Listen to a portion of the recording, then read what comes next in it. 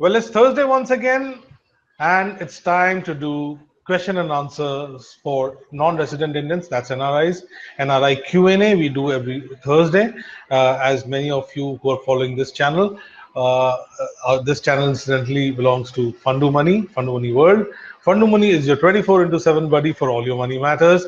And among the various people whom we try to help out are NRIs and non-resident Indians. In this particular video, we are going to be discussing capital gains tax exemption bonds, the bonds where you invest. If you invest in them, you get exemptions for capital gains tax. And as always, we have an expert from NR Weston. NR Weston, of course, is a concierge services firm that provides specialized services to NRIs from property management, tax management, estate planning, and there's a whole range.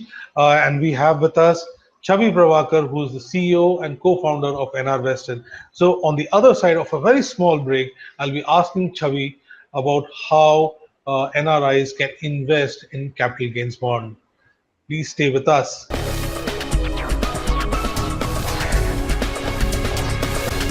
Welcome back. Welcome to FundooMoney, your 24/7 buddy for all your money matters.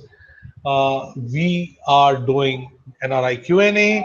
It's a weekly feature which we do. We come out with a new video every Thursday for NRIs, and the idea is to answer some of the most common questions which NRIs ask. This time we're going to cover capital gains exemption bonds, and to help us understand how they can be used for NRIs, we have an expert, that's Chavi Pravakar. She's the CEO and co-founder of NR Weston.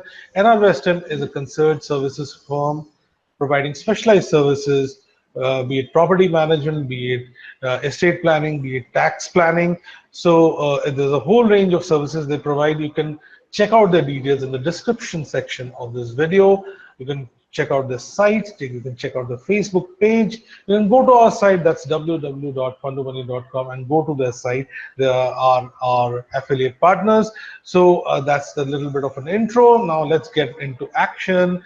Chavi, welcome to FundooMoney. Capital gains exemption, capital gains tax exemption bonds. Why are they important for NRIs, and how they can go about investing in them? Thank you, Udyan. In fact, deployment of sale proceeds of property is often asked question by a lot of NRIs. I'd just like to quickly tell that when you sell a property within 3 years of having acquired it, in a period less than 3 years, then what is applicable is the short-term capital gains. Short-term capital gains is taxed at a flat rate of 30%. So TDS at the rate of 30% is applicable for NRIs. And long-term capital gains becomes applicable the moment you sell a property and have held it for a period of 3 years and above. And that is taxed at a flat rate of 20%. So the TDS applicable is 20%.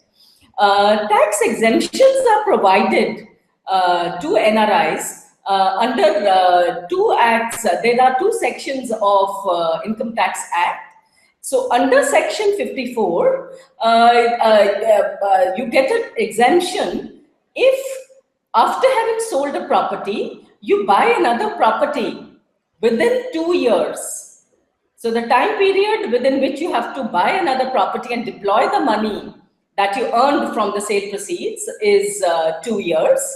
And under Section 54 EC, the other option given is that within 6 months of having sold a property, you can invest into the Section 54 EC bonds. These are called the capital gains exemption bonds, which are currently available.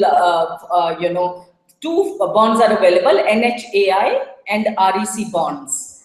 So under these 2 sections, and if you deploy the money in this manner, so you can actually seek exemption on tax applicable. This is very important to keep in mind, when you are selling your property or your residential property in India.